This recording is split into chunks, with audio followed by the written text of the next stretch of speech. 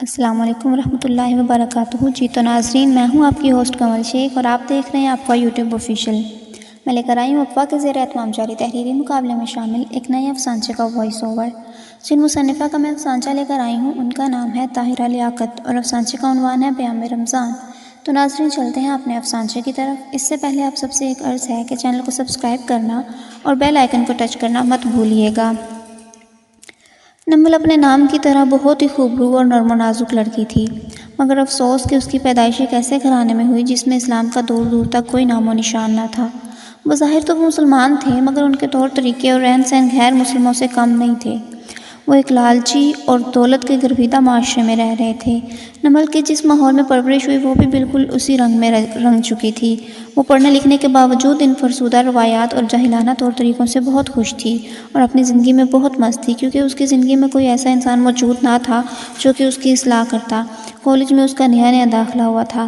اس کی طرح اور بھی بہت سی نئی لڑکیاں کالج میں آئیں۔ ان میں سے ایک عائشہ بھی تھی جو کہ نمل کی زندگی میں ایک فرشتہ بن کر آئی۔ عائشہ نہایت ہی پارسا، باکردار اور اعلیٰ اخلاق کی مالک تھی۔ وہ اسلام کے بہت زیادہ قریب تھی، مگر نمل اس کے بالکل برعکس تھی۔ مگر خدا کی کرنی ایسی ہوئی کہ ان دونوں کی دوستی ہو گئی۔ پہلے پہل تو عائشہ پر بھی یہ بات ناگوار گزری کہ میرا گزارا اس قدر ماڈرن اور بے باک لڑکی کے ساتھ ناممکن ہے، مگر اس نے سوچا کہ کیوں نہ دوستی ختم کی جائے۔ پھر اس نے سوچا کہ کیوں نہ دوستی ختم کرنے کی بجائے اس کی اصلاح کی جائے۔ اس نے ایسے ہی کیا اور اپنے اللہ پر بھروسہ کرتے ہوئے نمل کو آہستہ آہستہ اسلام کی طرف لانا شروع کیا۔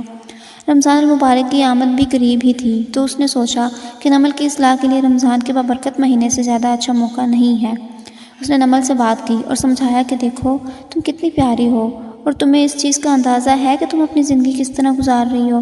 ہمارا اسلام ان چیزوں کی اجازت دیتا ہے کیا؟ عائشہ نے اسے بہت نرمی سے نصیحت کی اور بتایا کہ پیاری بہن، دیکھو رمضان آ رہا ہے اور یہ رحمتوں اور برکتوں والا مہینہ ہے۔ تمہیں پتہ ہے کہ رمضان ہمیں کیا پیغام دیتا ہے؟ رمضان ہمیں صبر، برداشت، ہمدردی، بھائی چارہ اور بہت سی پیغامات دیتا ہے، اور ہمیں اس میں بہت سے نیک اعمال اور عبادات کرنی چاہیے تاکہ ہماری باقی کی پوری زندگی بھی نیک کاموں میں گزرے۔ رمضان ہمارے لیے نیک اعمال سیکھنے اور ان پر عمل کرنے کا ایک حسین موقع ہوتا ہے، کیونکہ ہم پورا سال بہت غفلت برتتے ہیں، تو یہ ہمارے لیے خدا کی قربت حاصل کرنے اور پھر اس پر ڈٹے رہنے کا ذریعہ بنتا ہے۔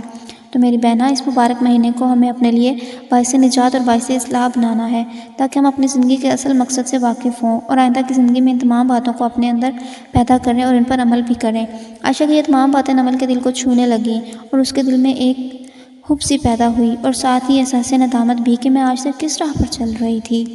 میں اتنے پیارے دین کو چھوڑ کر اس فانی دنیا کی دوڑ رہی تھی۔ اس کی آنکھوں میں آنسو آنے لگے اور پل بھر میں اس کی زندگی کا سفر تاریکیوں سے روشنی کی طرف بڑھنے لگا، اور اس نے اپنے اللہ اور اپنی دوست سے عہد کیا کہ آج کے بعد وہ اسلام کے بتائے طریقوں کے مطابق اپنی زندگی بسر کرے گی۔ اس نے اللہ پاک کا شکر ادا کیا کہ اس نے اسے اتنی خوبصورت اور نیک سیرت دوست سے نوازا، کیونکہ دوست ہی زندگی کا وہ اہم حصہ ہوتے ہیں جن کے بغیر انسان اپنے آپ کو غریب تصور کرتا ہے۔ مگر دعا ہمیشہ یہی ہونی چاہیے کہ دوست بھی اللہ پاک نیک عطا کریں۔ آمین۔